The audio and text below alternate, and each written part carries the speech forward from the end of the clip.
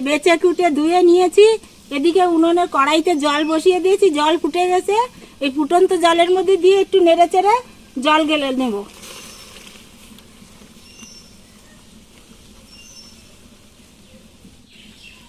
তোমরা কারা কারা মাশরুম খেতে ভালোবাসো অবশ্যই কমেন্ট করে জানাবে আমাকে, আমি জানতে পারবো তাহলে।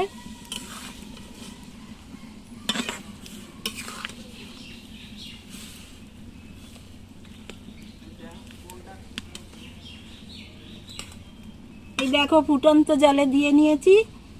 এবার একটু ভালো করে নেড়ে চেড়ে জলে ঢেলে দেবো জলের থেকে।